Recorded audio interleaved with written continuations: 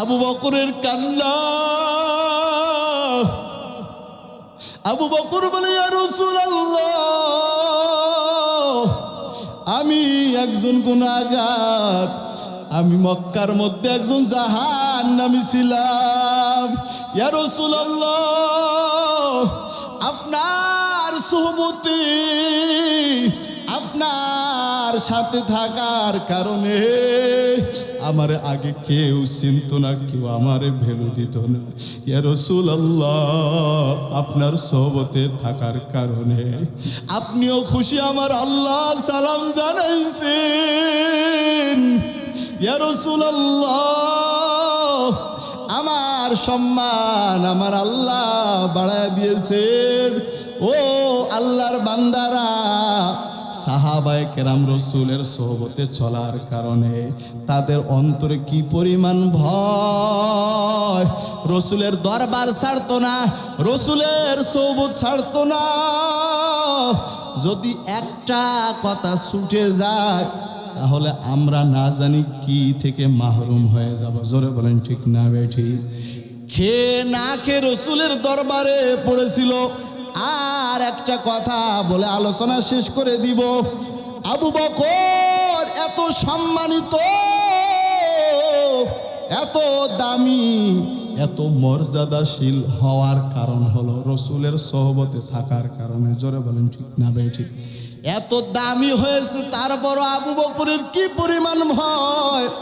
আপনারা জানেন যে গাছের মধ্যে ফল বেশি ধরে ও গাছ কিন্তু আরো নুয়ে যায়। জোরে বলেন ঠিক না বেঠি? যার অন্তরে আল্লাহর ভয়, যে মানুষটা যত ইবাদত করে তার চলাফেরা আরো অন্য রকম হয়ে যায়। ঠিক না বেঠি? আবু বকরের নাম আমার আল্লাহ উচ্চারণ করেছে, আল্লাহ সালাম জানাইছেন।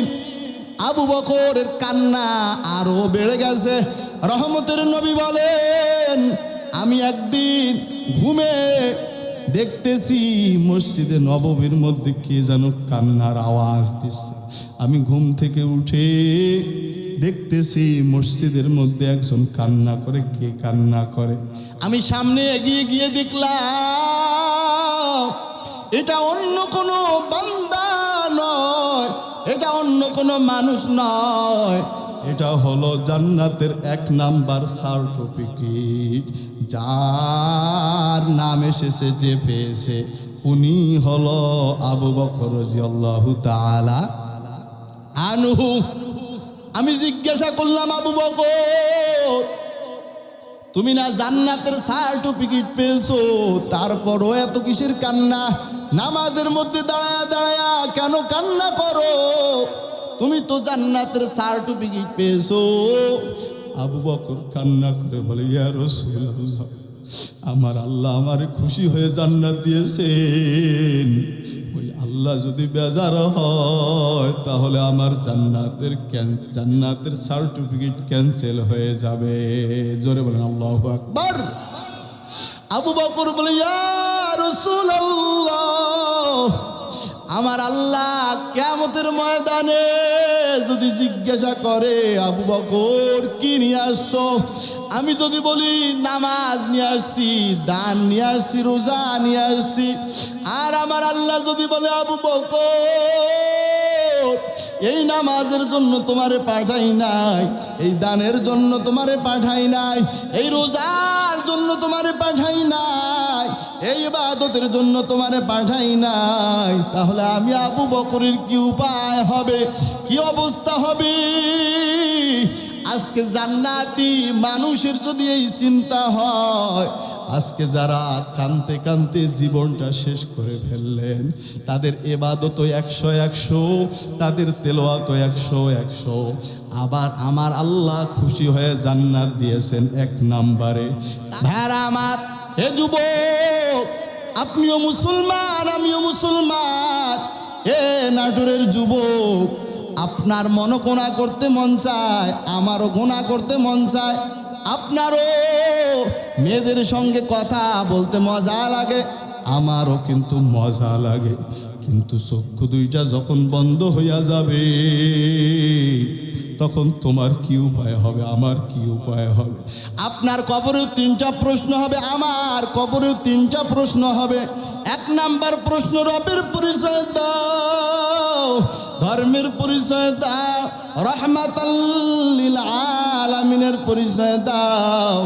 যারা রবের হুকুম মেনে ওই অন্ধকার কবরে যাবে তারা বলবে রব্বি আল্লাহ, দীনুল ইসলাম, মুহাম্মাদুর রাসূলুল্লাহ। আর যারা রবের হুকুম না মানিয়া ওই অন্ধকার কবরে যাবে তারা বলবে হা হালা আদিরি, আমি কিছুই জানি না, আমি কিছুই জানি না। আমার আল্লাহ রাগান্বিত হয়ে বলবে, রে ফেরেশতা, আমি ওই নাফরমানকে চাঁদের আলো দিয়েছিলাম, সূর্যের আলো দিয়েছিলাম, আমি সমস্ত নাজ নিয়ামত খাওয়াইছি, কিন্তু তারপরও নাফরমান আমার ইবাদত করে নাই, রসুলের সুন্নাত মানে নাই। এরে কবরের মাটি, এই নাফরমানকে এমন জোরে চাপ মারো, সঙ্গে সঙ্গে কবরের মাটি এমন জোরে চাপ মারবে, 1 পাজরের হাড় অন্য পাজরের মধ্যে ঢুকে যাবে। ওই কবরের মধ্যে 1টা নয়, 2টা নয়, 70 থেকে 99টা সাপ নিযুক্ত করে দেওয়া হবে।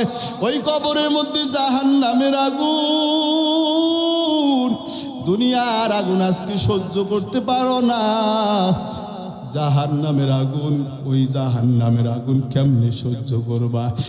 मैं दूर हूँ मजबूर हूँ आए सैयद आलम,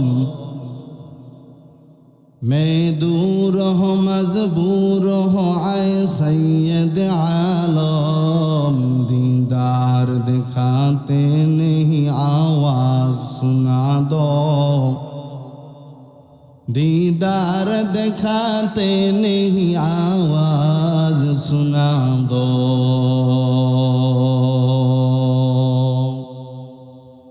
मैं सूरत यूसुफ को नहीं चाहने वाला,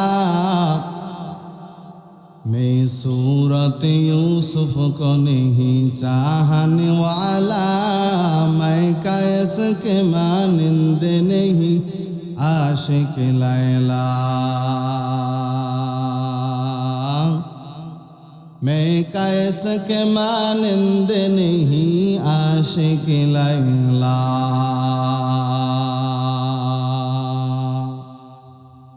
मैं आशिक मौला हूँ, मेरा इश्क दीवाना, मैं आशिक मौला हूँ, मेरा इश्क दीवाना, ये जुमला जहाज इसकी तजल्ली से उजाला, ये जुमला जहाज इसकी तजल्ली से उजाला। मोहब्बत जिक्र करी ला इलाहा इल्लल्लाह। दरूद व सलाम सैयदुल मुरसलीन रहमतुल लिल आलमीन, शफीउल मुज़निबीन, खातमुन नबीयीन, सैयदुस सक़ालैन, इमामुल मुरसलीन, हज़रत मुहम्मदुर रसूलुल्लाह सल्लल्लाहु अलैहि ওয়াসাল্লাম। আপনাদের নাটোর এলাকায় রসুলের প্রতি দরুদ পড়লে কি গুনাহ হয়? দরুদ পড়তে কৃপণতা কিসের? সকলে বলি সাল্লাল্লাহু আলাইহি ওয়াসাল্লাম। রহমতের নবীর উপর দরুদ পড়লে লাভ না ক্ষতি? রহমতের নবী বলেন, যদি কোনো উম্মত আমার উপর একবার দরুদ পড়ে তাহলে সঙ্গে সঙ্গে আল্লাহ তাআলা নগদ 3টি পুরস্কারে পুরস্কৃত করেন। বলি সুবহানাল্লাহ। 1 নাম্বার, আল্লাহ তাআলা তার আমল নামায় 10টি নেকি জমা করে দেয়। 2 নাম্বার, তার আমল নামা থেকে 10টি গুনাহ মাফ করে দেয়। 3 নাম্বার, আল্লাহ তাআলার কাছে বান্দার মর্তবা 10 গুণ বৃদ্ধি পেয়ে যায়। ভাইরা আমার, আপনার আমার মর্যাদা, আপনার আমার দাম, আপনার আমার সম্মান আল্লাহ তাআলার কাছে বেড়ে যায়। এটা কি আমরা চাই? কি বলেন পিছনের ভাইয়েরা আমার, আপনারা চান? তাহলে বেশি বেশি রসুলের প্রতি দরুদ পড়তে হবে। জোরে বলেন কি পড়তে হবে? দরুদ পড়তে হবে। সবচেয়ে বড় দরুদ হচ্ছে যেটা আমরা নামাজের মধ্যে পড়ি, দরুদ ইব্রাহিম। আর সবচেয়ে সংক্ষিপ্ত দরুদ হচ্ছে সাল্লাল্লাহু আলাইহি ওয়াসাল্লাম। যদি কোনো ব্যক্তি প্রতিদিন যদি 300 বার দরুদের আমল করতে পারে, তাহলে ওলামায়ে কেরাম বলেন যে ইনশাআল্লাহ আশা করা যায় সে অবশ্যই স্বপ্ন যোগে রসুলের সঙ্গে সাক্ষাৎ লাভ করবে। বলি সুবহানাল্লাহ। আপনার আমার রসুলের সঙ্গে সাক্ষাৎ হয়ে যায়, এটাকে আমরা সকলে চাই না? তাহলে প্রতিদিন আমরা কমাস কম 300 বার দরুদের আমল করব। পারবো না ইনশাআল্লাহ? নিরিবিলি, শর্ত হলো নিরিবিলি ধ্যান এবং খেয়ালের সহিত।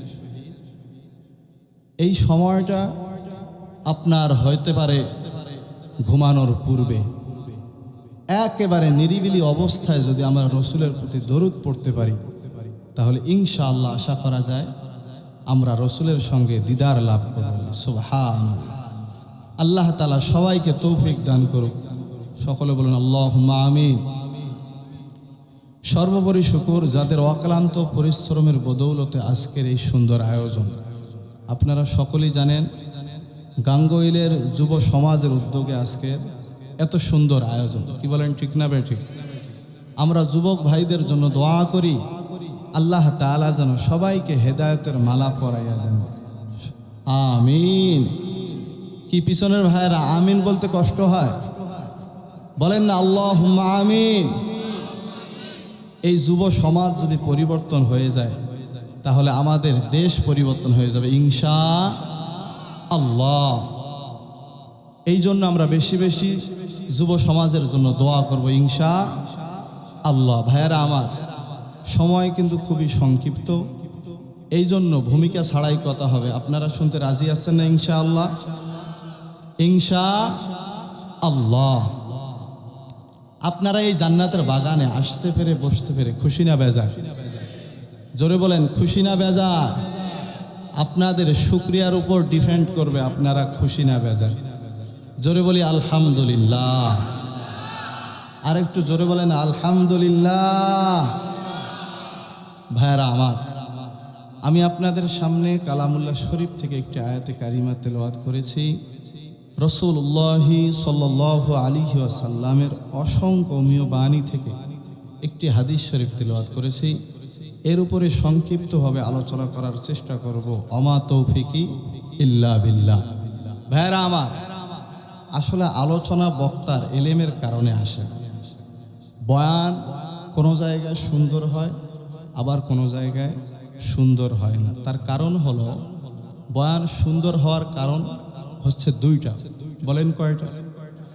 এক, যদি থাকে আল্লাহ তাআলার রহমত, আর দুই, যদি শ্রোতাদের আকর্ষণ, মহাব্বত এবং আন্তরিকতা এবং ভালোবাসা এবং চাহনির ভঙ্গিমা যদি অন্যরকম থাকে, বক্তার দিকে চেয়ে চেয়ে ধ্যান এবং খেয়ালের সহিত যদি কোনো শ্রোতারা, কোনো মজমার শ্রোতারা আলোচনা শুনে, তাহলে ইনশাআল্লাহ ওই বক্তার জবান থেকে সুন্দর সুন্দর আলোচনা বের করাই দেবেন কে? আমরা সুন্দরভাবে ধ্যান এবং খেয়ালের সহিত শেষ পর্যন্ত আলোচনা শুনতে পারবো তো ইনশাআল্লাহ? আল্লাহ তাআলা সবাইকে তৌফিক দান করুন। সকলে বলুন আল্লাহুম্মা আমিন। আসলে এই সমাজের মধ্যে মানুষ কি এই কয়েকজন, না আরো আছে?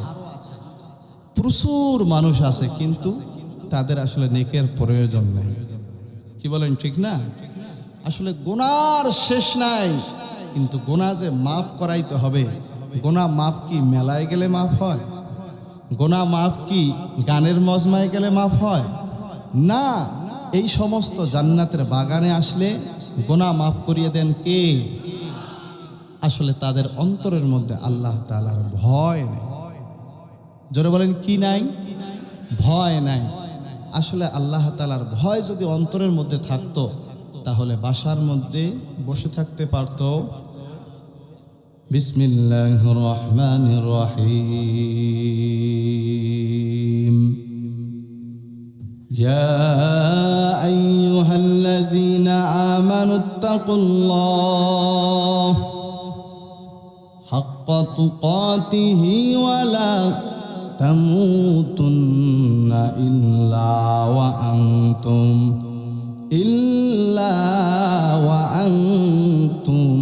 মুসলিমুন।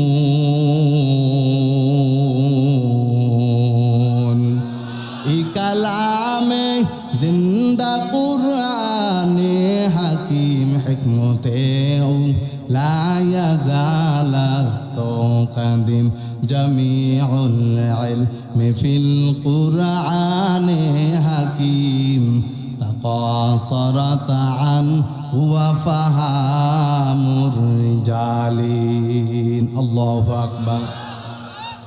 আল্লাহ রাব্বুল আলামিন বলেন, হে ঈমানদারগণ, তোমরা আমি আল্লাহকে ভয় করো। ঈমানদার ভয় করবে কাকে? আল্লাহকে। আসলে আমরা যে এখানে যারা বসে আছি সবাই কি ঈমানদার? সবাই কি ঈমানদার দাবি করি? আমরা ঈমানদার দাবি করি, কিন্তু আল্লাহ তাআলার ভয় অন্তরের মধ্যে ঢুকাইতে হবে। এই চিন্তা ফিকির আছে? চিন্তা ফিকির থাকলে কি ঘরে এখনো বসে থাকতে পারে? গুনাহ হয়ে যাওয়ার সঙ্গে সঙ্গে তার অন্তরের মধ্যে যন্ত্রণা শুরু হয়ে যায়, তো আল্লাহ মাফ করে দাও, কোথায় গেলে গুনাহ মাফ করাইতে পারবো, এই চিন্তায় সে পাগল হয়ে যায়। তো কি বলেন, ঠিক না ভাই? ঠিক। আসলে আল্লাহ তাআলার ভয় অন্তরের মধ্যে নাই। আল্লাহ রাব্বুল আলামিন বলেন, ইয়া আইয়ুহাল্লাযীনা আমানুত্তাকুল্লাহ, হে ঈমানদারগণ, তোমরা আমি আল্লাহকে ভয় করো। ঈমানদার ভয় করবে কাকে? হাক্কা তুকাতিহি, ভয় করার মতো তোমরা আমি আল্লাহকে ভয় করো।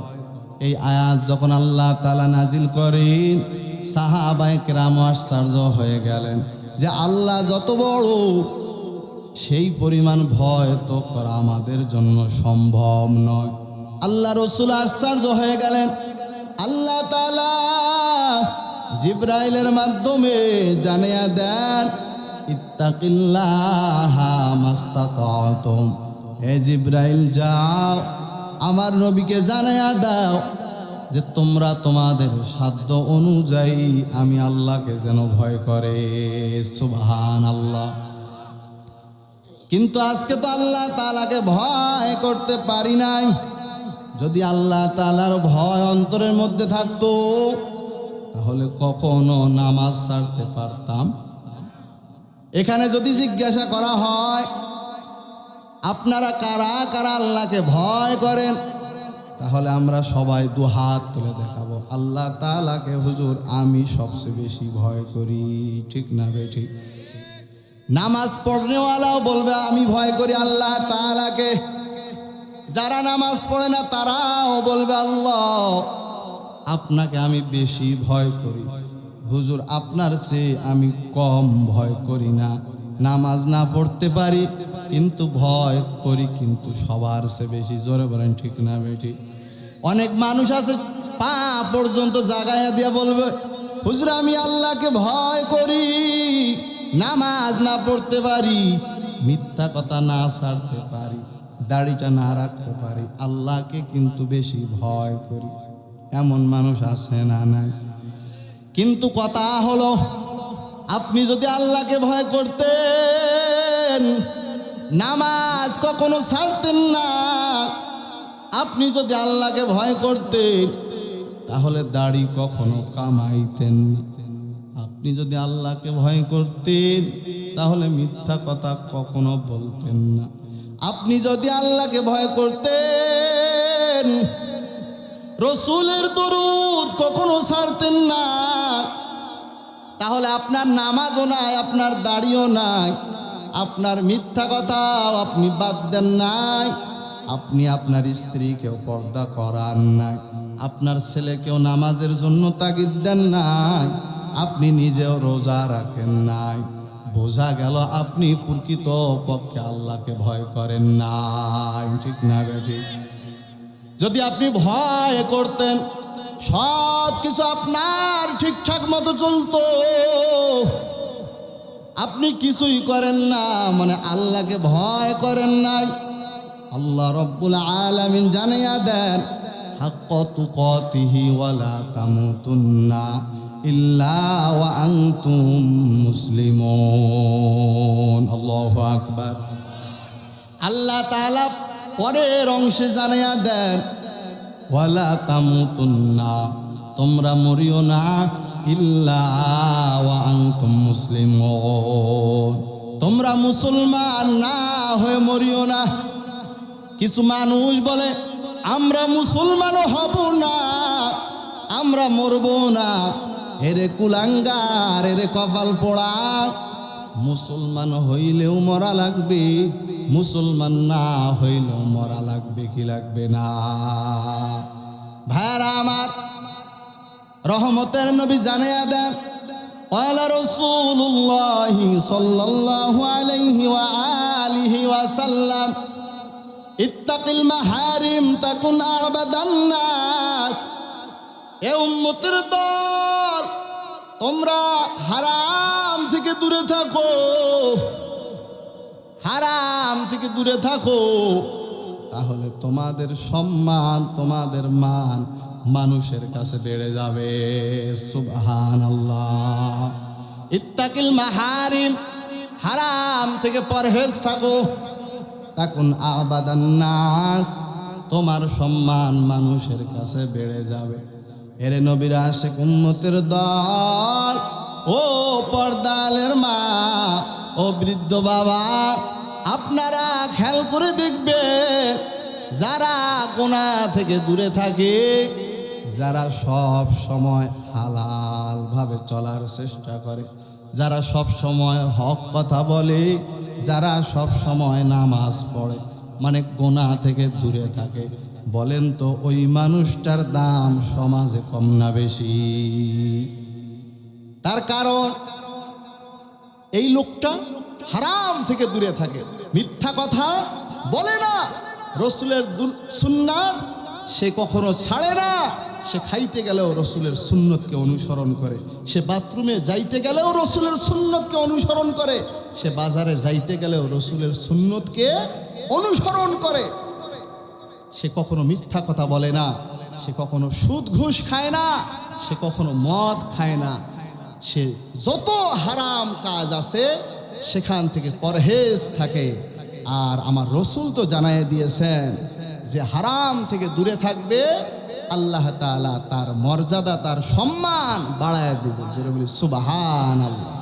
আতিনা ফি দার দুনিয়া না হাসান, আতিনা ফি দার দুনিয়া না হাসান, ইয়া গিয়াসাল মুস্তাগীসিন নাহদিনা লফতিকার বিল উলুমি ওয়াল গিনা। हर गोरी देने को तू तो यार है, जो न मांगे उससे तू बेजार है। अल्लाहु আকবার। ও নাটোরের যুবক, ও পর্দালের মা, ও যুবক ভাইরা আমার, আজকে আপনার আমার সব জায়গায় বিপদ, সব জায়গায় আপনার আমার অশান্তি। ব্যবসার মধ্যে অশান্তি, ঘরের মধ্যে অশান্তি, সংসারের মধ্যে অশান্তি, দেশের মধ্যে অশান্তি। তার কারণ হলো আপনার আমার অন্তরে রসুলের মহব্বত নাই। ঠিক না বেঠিক? রসুলের ভালোবাসা অন্তরের মধ্যে নাই। রসুলের মহব্বত অন্তরের মধ্যে ঢুকাও, রসুলের ভালোবাসা অন্তরের মধ্যে ঢুকাও। সব জায়গায় রসুলের সুন্নাত আছে, যদি তুমি খুঁজে খুঁজে বের করে সেভাবে চলতে পারো, তাহলে তোমার সম্মান মানুষের কাছেও বেড়ে যাবে, অন্যান্য প্রাণীর কাছেও বেড়ে যাবে, আমার আল্লাহর কাছে জোরে বলেন কমবে না বাড়বে? বেড়ে যাবে ইনশাআল্লাহ। কিন্তু আজকে তো সুন্নতের খবর নাই। আজকে নিজেকে দাবি করি, আমি আশেকে রসুল, আমি রসুলের প্রেমিক, রসুলের আশেক, কিন্তু থতমার মধ্যে এখনো দাড়ি লাগে না। আজকে খাবারের সময় দস্তরখানা খুঁজে পাওয়া যায় না, আজকে হার হামেশায় মাথার মধ্যে টুপি দেখা যায় না, আজকে পাঞ্জাবি জুব্বা পরার এখনো অভ্যাস করতে পারলেন না। আপনি কিসের আশেকে রসুল? আপনি তো একজন ধোঁকাবাজ। ভাইরা আমার, যদি আশেকে রসুল হতে চান তাহলে রসুলের সুন্নাতগুলো খুঁজে খুঁজে আমল করা দরকার আছে না নাই? বাথরুমে যাবা সেখানেও রসুলের সুন্নাত, ব্যবসা করবা সেখানেও রসুলের সুন্নাত, তুমি যা কিছু করবা সব কিছুতে রসুলের সুন্নাত আছে না নাই? ওগো নবীর উম্মতেরা,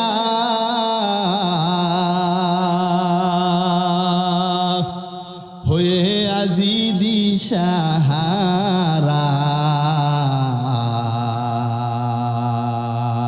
কোরআন হাদিস ছেড়ে চলো যখন যাহা চাই মনে, নবী বিনে কে তরাবে পুলসিরাত মিজানে, নবী বিনে কে তরাবে পুলসিরাত মিজানে।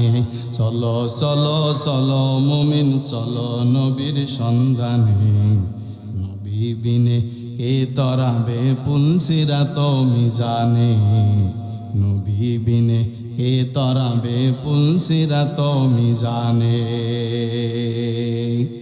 এমন এতিম নবী আমার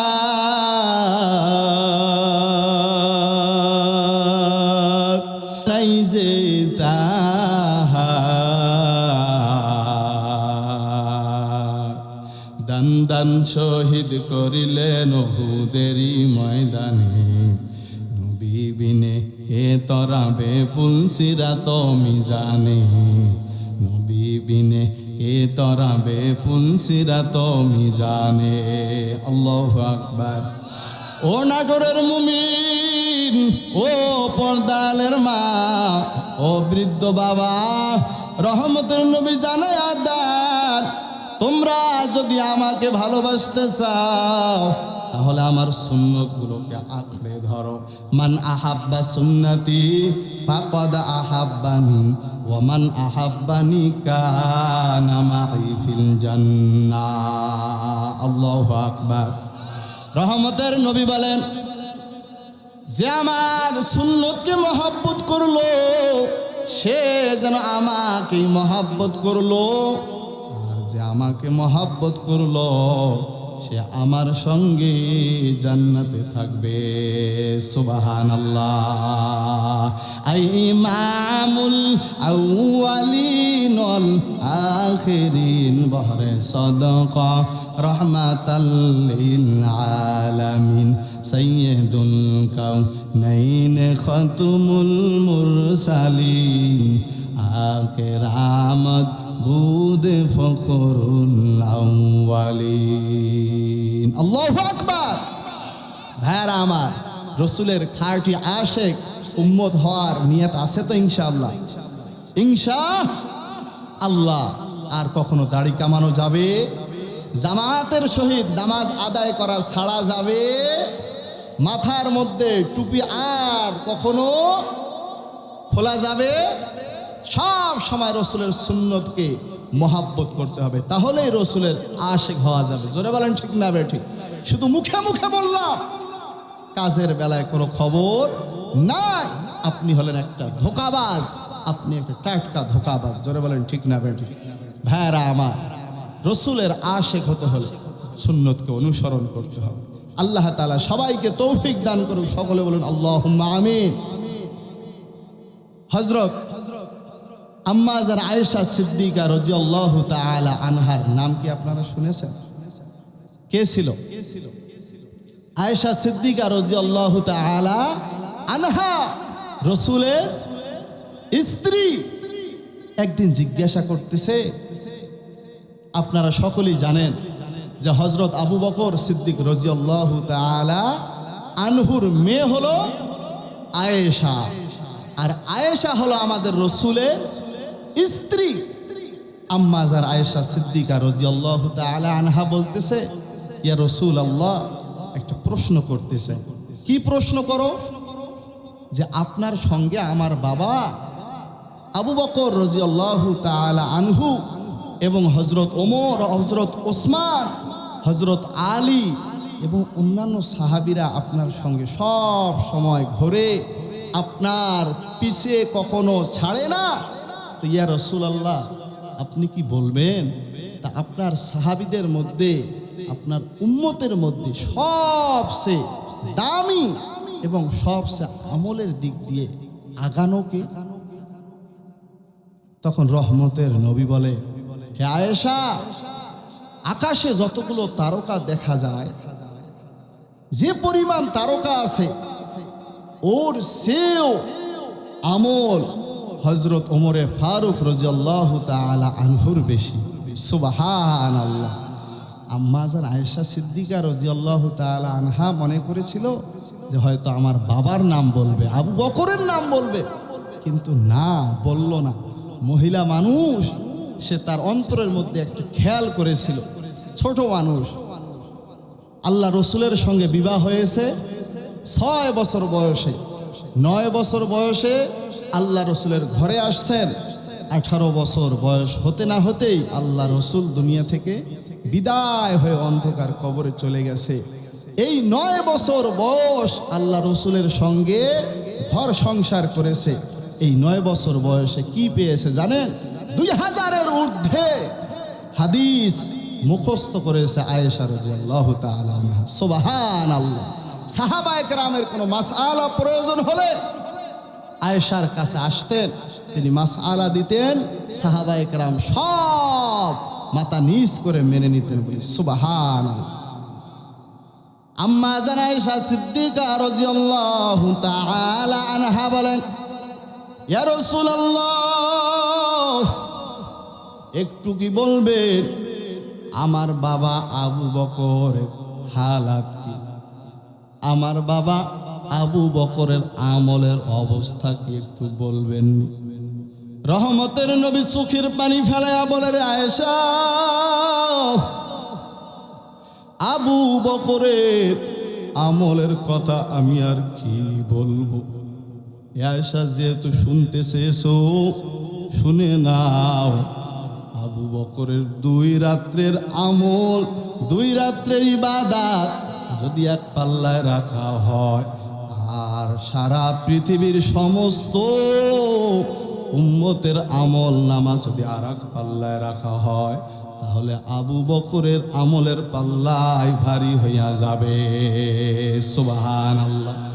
আম্মা জান আয়েশা সিদ্দিকা রাদিয়াল্লাহু তাআলা আনহা বলেন, ইয়া রাসূলুল্লাহ, কোন 2 রাত্রের আমল একটু কি আমারে বলবেন? আল্লাহ রসুল বলে, এ আয়েশা, তুমি যেহেতু শুনতে চেয়েছো, শুনে নাও। আমি একদিন মক্কায় ঘরের মধ্যে শুয়ে আছি, কাফেরেরা আমাকে হত্যা করার জন্য।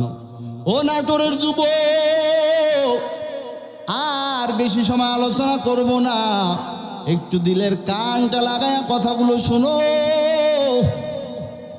রহমতের নবী বলেন, আমি একদিন মক্কায় আমার ঘরের মধ্যে শুয়ে আছি, আমার ঘরের চতুর সাইডে কাফেরেরা আমারে ঘেরাও করে ফেলেছে, আমারে মেরে ফেলবে, হত্যা করবে। দেখেন বাবা, একটু চোখের পানি আসে কিনা রসুলের মহব্বতে, রসুলের ভালোবাসা। রসুল কান্না করে আর বলে, আয়েশা, আমি ঘরের মধ্যে শুয়ে আছি, সব কাফেরেরা, আমার বংশের মানুষেরা আমারে হত্যা করার জন্য অস্ত্রপাতি নিয়ে দরওয়াজায় চতুর সাইডে দাঁড়ানো আছে।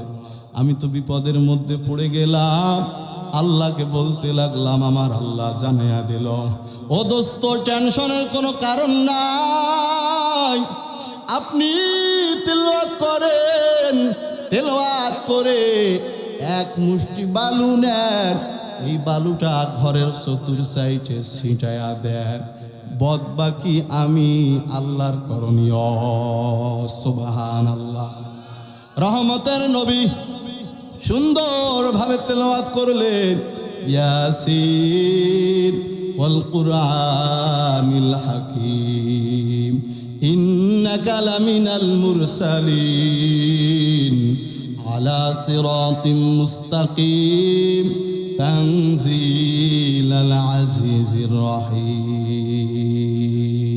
তেলাওয়াত শেষ, বালি ঘরের চতুর সাইডে ছিটায়া দেওয়ার পর আল্লাহ তাআলা জানিয়ে দেন, নবী যাও যাও, দরজা খুলে চলে যাও, আর অ্যাটাক করতে পারবে না।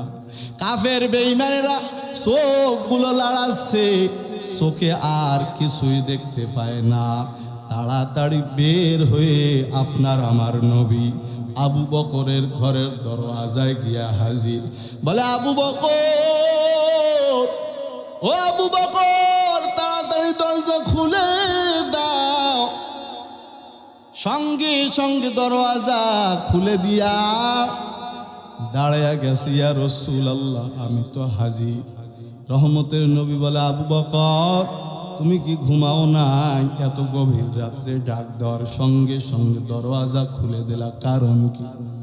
আবু বকর কান্না করে আর বলে, ইয়া রাসূলুল্লাহ, আপনি বহুদিন আগে আমারে বলেছিলেন সফর সঙ্গী হওয়া লাগবে। আল্লাহর কসম ইয়া রাসূলুল্লাহ, যতই আমি ব্যস্ত থাকি না কেন, রাত্রিবেলা আমি কখনো বিছানায় পিঠ লাগাই না। সুবহানাল্লাহ। কি মহাব্বত আর কি ভালোবাসা, কি আন্তরিকতা হইলে এত রাত জেগে জেগে রহমতের নবীর অপেক্ষায় অপেক্ষমান থাকতে পারে। আবু বকর বলেন, ইয়া রাসূলুল্লাহ, শুধু আমি জাগ না থাকি বিষয়টা এমন নয়। আমার মেয়ে আসমা, সেও নাস্তা বানায়া রাস্তার দিকে চাইয়া চাইয়া থাকে।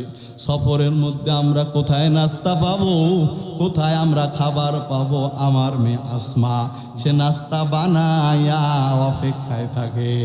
সুবহানাল্লাহ। ভাইরা আমার, আবু বকর বলে, ইয়া রাসূলুল্লাহ, ওই যে খুঁটির গোড়ায় তাকায়া দেখে আমার বাহন একটা প্রাণী রেখে দিয়েছি, আমরা সফরে ওটার উপরে চলে যাব। আল্লাহর কসম, ওই বাহনটাও ঘুমায় না, শুধু পথের দিকে চায়া থাকে, কখন রহমতের নবী আসবেন, কখন আপনি হাজির হবেন, শুধু পথের দিকে চাইয়া থাকে। আল্লাহ রসুল বলে, আবু বকর, এটা কি আসলে সম্ভব? বলে, ইয়া রাসূলুল্লাহ, সম্ভব। আমার নবী চোখের পানি ফেলাইয়া আল্লাহ তাআলার কাছে দোয়া করে, ও মালিক, আল্লাহ আবু বকরকে কবুল করে নেন। আল্লাহ, যা চাওয়া যা পাওয়া আপনি দিয়া দিয়ে। ভাইরা আমার, রহমতের নবী আবু বকরকে নিয়া রাস্তা চলতে লাগলেন। মক্কা থেকে মদিনায় চলে যাচ্ছেন। যাওয়ার সময় বাইতুল্লাহরে বলে, বাইতুল্লাহ, আর থাকতে পারলাম না, একটু মায়া লাগে, আমার জন্মভূমি ছেড়ে আমার চলে যাওয়া লাগতেছে। একদিন হয়তো বিজয়ের মালা নিয়ে আমি ফিরবো ইনশাআল্লাহ। এই কথা বলে রওনা যাচ্ছে, যাইতে যাইতে বহু দূরে চলে গেলেন। যাওয়ার সময় আল্লাহ রসুলের পা মোবারক পাথরের সঙ্গে লেগে রক্ত পড়া শুরু হলো। রহমতের নবী কষ্ট, পা দিয়া রক্ত ঝরতেছি, হাঁটতে পারে না। আবু বকর বলে, ইয়া রাসূলুল্লাহ, যদি কিছু মনে না করে আমার কাঁধে চড়ে বসে। বলে, না না। আবু বকর বলে, ইয়া রাসূলুল্লাহ, আপনি আমার কাঁধে চড়েন, কিশোরেরা কাফেরেরা আসতেছে পিছন থেকে, তাড়াতাড়ি কাদের উপর চড়ে আবু বকর রহমতের নবীকে নিয়া কাঁধে ৩-৪ কিলোমিটার দূরে কাঁধে করে নিয়ে যায়। সুবহানাল্লাহ। ভাইরা আমার, কি পরিমাণ মহব্বত, কি পরিমাণ ভালোবাসা, কি পরিমাণ ত্যাগ। কিন্তু আপনার আমার আজকে কি হাল, রসুলের বিরুদ্ধে কথা কয়, রসুলের সুন্নতকে নিয়ে কথা কয়।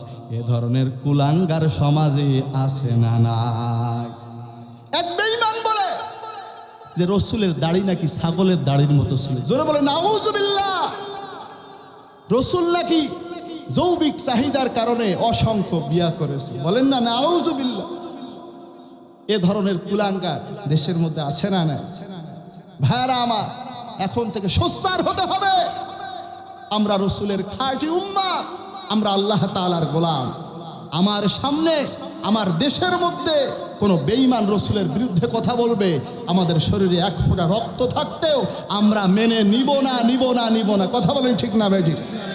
ভাইরা আমার, রহমতের নবী আবু বকরকে নিয়া এক গুহার মধ্যে চলে গেলেন। আবু বকর বলেন, ইয়া রাসূলুল্লাহ, পিছনে কাফেরেরা আসতেছে, তাড়াতাড়ি গুহার ভিতরে ঢুকে যান। আপনারা সকলে ইতিহাস জানেন, সঙ্গে সঙ্গে গুহার মধ্যে ঢুকেছি, কাফেররা পিছনে পিছনে আসতেছে। গুহার মধ্যে ঢুকার পর গুহার নিচে তাকাইলেই তো দেখতে পায়, কিন্তু আমার আল্লাহ যে হেফাজতের মালিক, আমার আল্লাহ যে উত্তম হেফাজতকারী, এ কথা বলেছেন কে? ফাল্লাহু খায়রুন হাফিজাও ওয়া হুয়া আরহামুর রাহিমিন।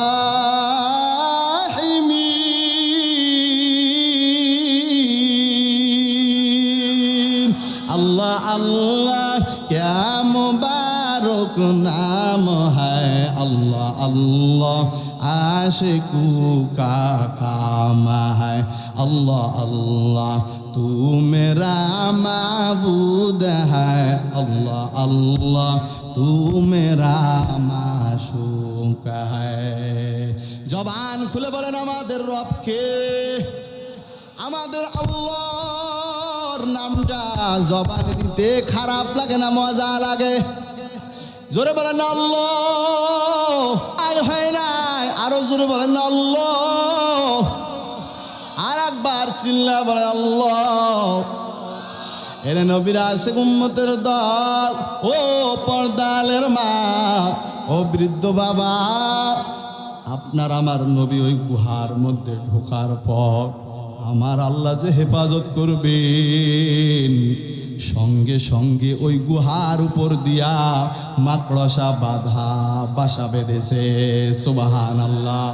আল্লাহর কি কারিশমা!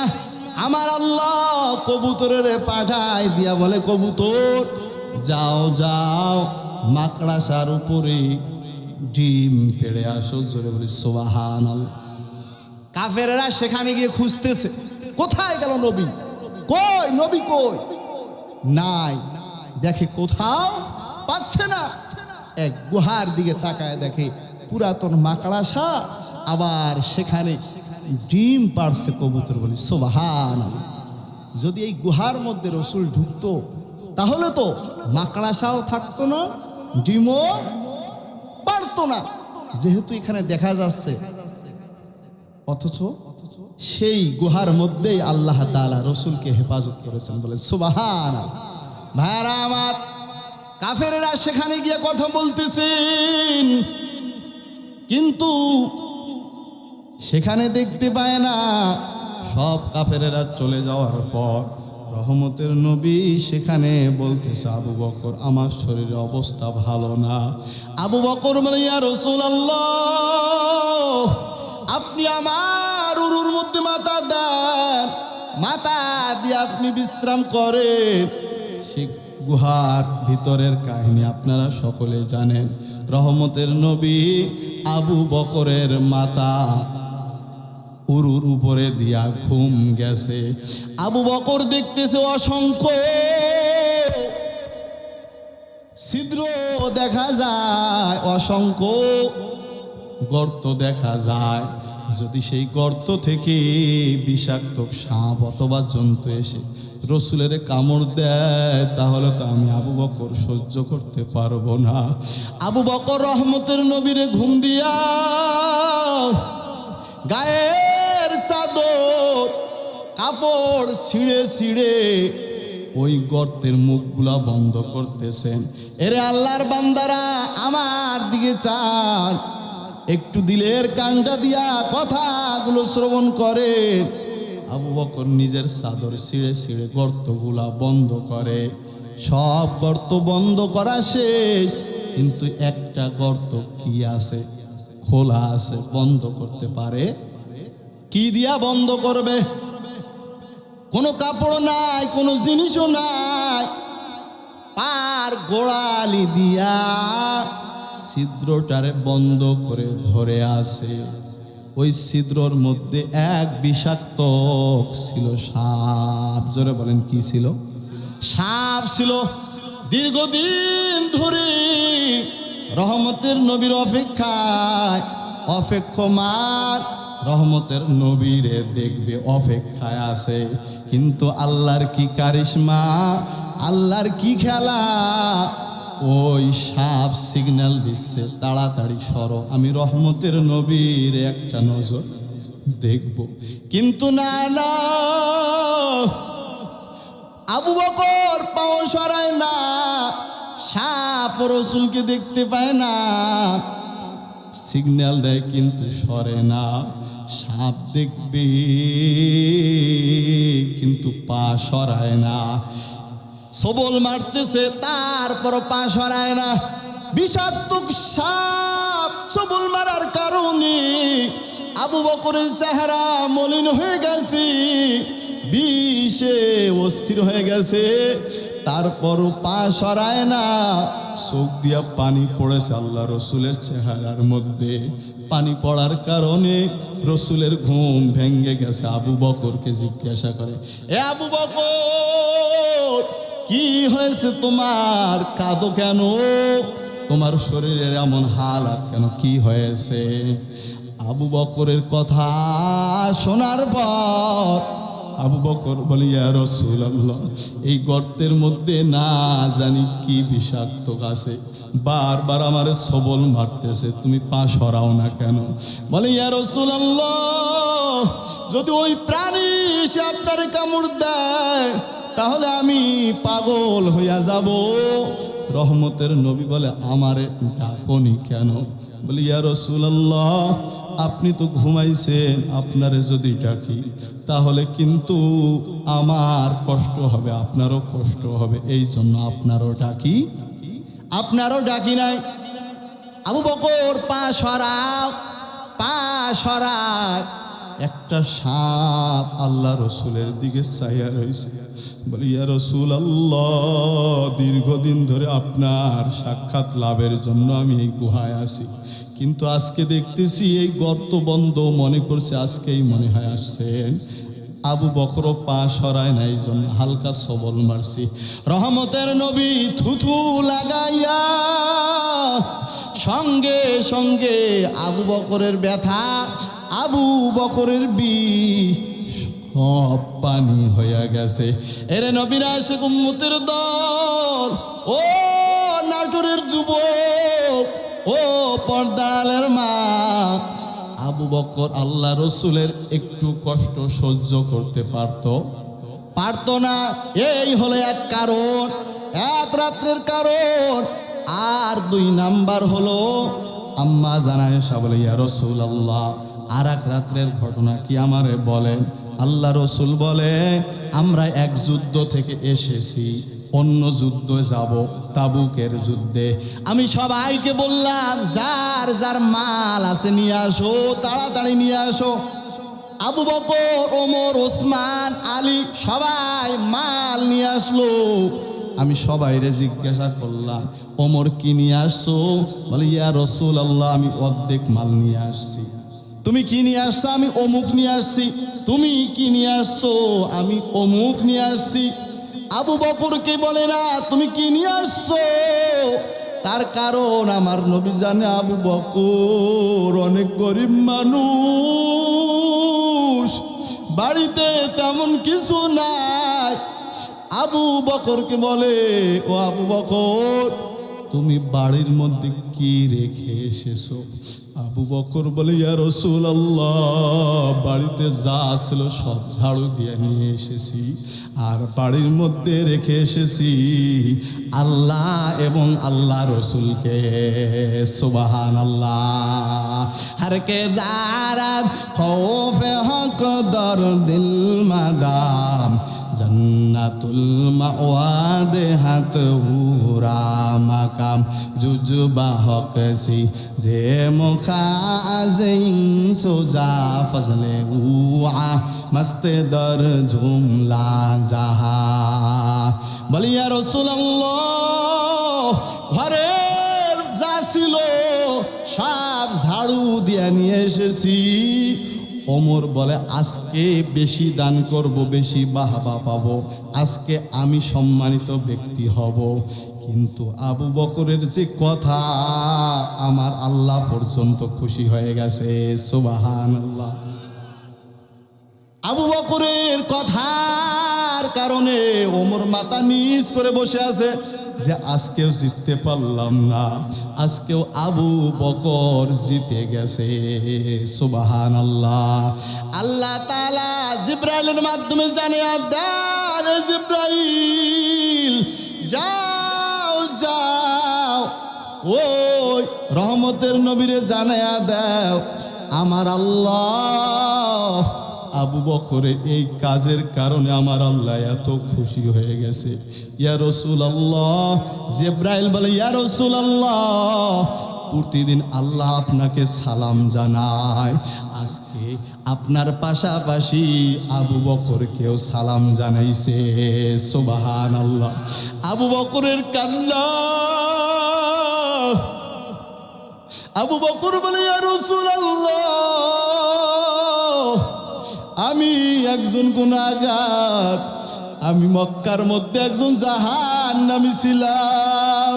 ইয়া রাসূলুল্লাহ, আপনার সুহবতে, আপনার সাথে থাকার কারণে আমার আগে কেউ চিনত না, কেউ আমারে ভ্যালু দিত না। ইয়া রাসূলুল্লাহ, আপনার সোহবতে থাকার কারণে আপনিও খুশি, আমার আল্লাহ সালাম জানাইছেন। ইয়া রাসূলুল্লাহ, আমার সম্মান আমার আল্লাহ বাড়ায় দিয়েছেন। ও আল্লাহর বান্দারা, সাহাবায়ে কেরাম রসুলের সোহবতে চলার কারণে তাদের অন্তরে কি পরিমাণ ভয়, রসুলের দরবার ছাড়তো না, রসুলের সোহবত ছাড়তো না। যদি একটা কথা ছুটে যায় তাহলে আমরা না জানি কি থেকে মাহরুম হয়ে যাব। জোরে বলেন ঠিক না বেঠি? খেয়ে না খেয়ে রসুলের দরবারে পড়েছিল। আর একটা কথা বলে আলোচনা শেষ করে দিব। আবু বকর এত সম্মানিত, এত দামি, এত মর্যাদাশীল হওয়ার কারণ হলো রসুলের সোহবতে থাকার কারণে। জোরে বলেন ঠিক না বেঠি? এত দামি হয়েছে, তারপর আবু বকরের কি পরিমাণ ভয়। আপনারা জানেন যে গাছের মধ্যে ফল বেশি ধরে, ও গাছ কিন্তু আরো নুয়ে যায়। জোরে বলেন ঠিক না বেঠি? যার অন্তরে আল্লাহর ভয়, যে মানুষটা যত ইবাদত করে তার চলাফেরা আরো অন্য রকম হয়ে যায়। ঠিক না বেঠি? আবু বকরের নাম আমার আল্লাহ উচ্চারণ করেছে, আল্লাহ সালাম জানাইছেন। আবু বকরের কান্না আরো বেড়ে গেছে। রহমতের নবী বলেন, আমি একদিন ঘুমে দেখতেছি মসজিদে নববীর মধ্যে কে যেন কান্নার আওয়াজ দিচ্ছে। আমি ঘুম থেকে উঠে দেখতেছি মসজিদের মধ্যে একজন কান্না করে। কে কান্না করে? আমি সামনে এগিয়ে গিয়ে দেখলাম এটা অন্য কোনো বান্দা এটা অন্য কোনো মানুষ নয়, এটা হলো জান্নাতের 1 নাম্বার সার্টিফিকেট। যার নাম এসেছে, যে পেয়েছে, উনি হলো আবু বকর রাদিয়াল্লাহু তাআলা আনহু। আমি জিজ্ঞাসা করলাম, আবু বকর, তুমি না জান্নাতের সার্টিফিকেট পেয়েছো, তারপরও এত কিসের কান্না? নামাজের মধ্যে দাঁড়ায়া দাঁড়ায়া কেন কান্না করো? তুমি তো জান্নাতের সার্টিফিকেট পেয়েছো। আবু বকর কান্না করে বলে, ইয়া রাসূলুল্লাহ, আমার আল্লাহ আমারে খুশি হয়ে জান্নাত দিয়েছেন। ওই আল্লাহ যদি বেজার হয় তাহলে আমার জান্নাতের সার্টিফিকেট ক্যান্সেল হয়ে যাবে। জোরে বলেন আল্লাহু আকবার। আবু বকর বলে, ইয়া রাসূলুল্লাহ, আমার আল্লাহ কিয়ামতের ময়দানে যদি জিজ্ঞাসা করে, আবু বকর কি নিয়ে আসছো? আমি যদি বলি নামাজ নিয়ে আসছি, দান নিয়ে আসছি, রোজা নিয়ে আসছি, আর আমার আল্লাহ যদি বলে, আবু বকর এই নামাজের জন্য তোমারে পাঠাই নাই, এই দানের জন্য তোমারে পাঠাই নাই, এই রোজার জন্য তোমারে পাঠাই নাই, এই ইবাদতের জন্য তোমারে পাঠাই নাই, তাহলে আমি আবু বকরের কি উপায় হবে, কি অবস্থা হবে? আজকে জান্নাতি মানুষের যদি এই চিন্তা হয়, আজকে যারা কানতে কানতে জীবনটা শেষ করে ফেললেন, তাদের ইবাদত 100, তাদের তেলাওয়াত 100, আবার আমার আল্লাহ খুশি হয়ে জান্নাত দিয়েছেন 1 নম্বরে, তার যদি এত কান্না হয়, এর যুবক, ও নাটোরের মা বোনেরা, ও পর্দালের মা, ও ভাইরা আমার, তাহলে আপনার আমার কি পরিমাণ কান্না করা দরকার, কি পরিমাণ আপনার আমার ইবাদত করা দরকার, কি পরিমাণ মাদের পর্দা করা দরকার। জোরে বলেন ঠিক না বেঠিক? ও নাটোরের মা, আপনারা তো সম্মানিত মা, আপনারা তো দামি মা, আপনাদের মায়ের মতো মা ছিল সাহাবায়ে কেরামের মা, আপনারা তো আবু বকরের মায়ের মতো মা, আপনারা তো আলীর মায়ের মতো মা, আপনারা তো সাহাবীদের মায়ের মতো মা, আপনারা তো রাসূলের মায়ের মতো মা, আপনারা তো হাফেজে কোরআনের মা, আপনারা তো আলেমের মা, আপনারা হলেন সম্মানিত। ও মা, তুমি কি দেখো না কত মা বোনেরা 5 ওয়াক্ত নামাজ আদায় করে, স্বামীর খেদমত করে, আবার পর্দার সহিত চলে, আপনি কেন পারেন না? আপনার মতো কত বোন বেপর্দা রাস্তায় চলে না, কখনো শ্বশুর শাশুড়ির সঙ্গে খারাপ আচরণ করে না, আপনি কেন পারেন না? আপনার কি হয়েছে? আপনার হয়তোবা কপাল পড়ে গেছে। জোরে বলেন ঠিক না বেঠিক? আপনার কি কবরের ভয় নাই? আপনার কি আমার আল্লাহর ভয় নাই? আপনার কি জান্নাতের আশা অন্তরের মধ্যে নাই? জোরে বলেন ঠিক না বেঠিক? ভাইরা আমার, হে যুবক, এখনই শেষ করে দিব। আপনিও মুসলমান, আমিও মুসলমান। হে নাটোরের যুবক, আপনার মনও গোনা করতে মন চায়, আমারও গোনা করতে মন চায়, আপনারও মেয়েদের সঙ্গে কথা বলতে মজা লাগে, আমারও কিন্তু মজা লাগে, কিন্তু চক্ষু দুইটা যখন বন্ধ হইয়া যাবে তখন তোমার কি উপায় হবে, আমার কি উপায় হবে? আপনার কবরেও 3টা প্রশ্ন হবে, আমার কবরেও 3টা প্রশ্ন হবে। 1 নাম্বার প্রশ্ন, রবের পরিচয় দাও, ধর্মের পরিচয় দাও, রাহমাতাল লিল আলামিনের পরিচয় দাও। যারা রবের হুকুম মেনে ওই অন্ধকার কবরে যাবে তারা বলবে রব্বি আল্লাহ, দীনুল ইসলাম, মুহাম্মাদুর রাসূলুল্লাহ। আর যারা রবের হুকুম না মানিয়া ওই অন্ধকার কবরে যাবে তারা বলবে হা হালা আদিরি, আমি কিছুই জানি না, আমি কিছুই জানি না। আমার আল্লাহ রাগান্বিত হয়ে বলবে, রে ফেরেশতা,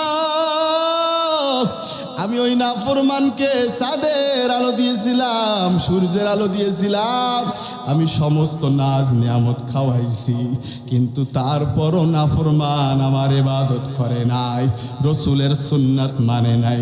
এরে কবরের মাটি, এই নাফরমানকে এমন জোরে চাপ মারো, সঙ্গে সঙ্গে কবরের মাটি এমন জোরে চাপ মারবে, এক পাজরের হাড় অন্য পাজরের মধ্যে ঢুকে যাবে। ওই কবরের মধ্যে একটা নয়, দুইটা নয়, 70 থেকে 99টা সাপ নিযুক্ত করে দেওয়া হবে।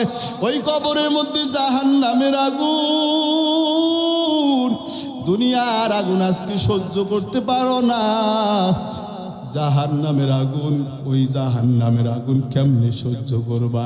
এরে যুবক ও পর্দালের মা, এখন থেকে নিয়াত করে নাও, এই জান্নাতের বাগানে আসছো, এখান থেকে নিয়াত করে নাও, যারা আমরা নামাজ ছেড়েছি আর নামাজ ছাড়বো না, আর দাড়িটা কামাবো না। এরে যুবক ভাই, পা দুইটা আগায়া দাও, পায়ে হাত ধরে বলে যায়, আর দাড়িটা কামাবো না, আর নামাজ ছাড়বো না, আর কখনো মা বাবাকে কষ্ট দিব না, আর কখনো গুনাহ করব না। যদি অন্তর ঠিক থাকে, যদি মুনাফিকি না থাকে, রসুলের মহব্বত আল্লাহর ভয় যদি অন্তরে থাকে, তাহলে দুটো হাত তুলে আমার আল্লাহকে দেখায়া দেন, লিল্লাহ তাকবীর। আল্লাহ আপনি আমাদের হাতগুলো কবুল করে নেন, আল্লাহ আপনি আমাদেরকে রসুলের খাঁটি উম্মাত হওয়ার তৌফিক দান করেন। আল্লাহ কখনো নামাজ ছাড়বো না, আর কখনো দাড়ি কামাবো না, আর কখনো নামাজ ছাড়বো না। সকলে বলুন আমিন। ভাইরা আমার, আসলে দুনিয়ায় কয়েকদিনের জন্য আসছি, কি বলেন ঠিক না ভাই? ঠিক।